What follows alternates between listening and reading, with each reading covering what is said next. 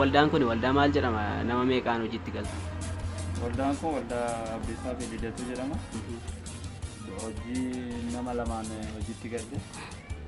Dursaan immoo barachaa turre barnoota isaa immoo gaafa hojii dhabeeyyii taanu ishee kana isa gwaadeenyaa koo hiriyaa koo hojii waliin mari'annee kan akka hojjennu isaa waliin mari'anne. Yoo beekaltanii hojii kana?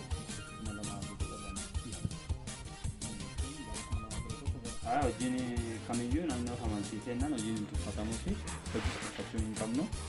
Hojii kamiyyuu na bulchadanii amanamee jennaan hojiin kamiyyuu nama bulchatti bakka hojiif namaa ta'a boqonnaa sammuu namaa.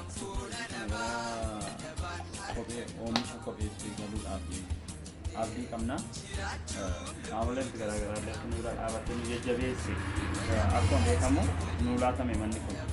Garuu mana kana yeroon isaa otoo nuti adeemsarra jirruuf wanti mana kana ba'aa hin jedhee yoo nuti dhufa ta'e nuuf gudaatiidha. Maaliif nuti karoorri keenya bal'aadha.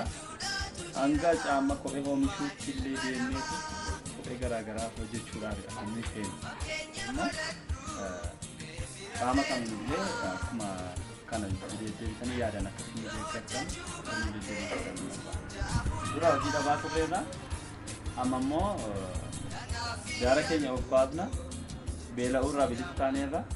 Isa kanaaf immoo amma sochii nuti gara fuulduraatti jiru jajjabaannee dhuma nama waan investi goonu xinnoo masheellee waan mana hojii tokko keessatti mul'atu guddinaan akka argisiisne jennee jedhamu karoorfama.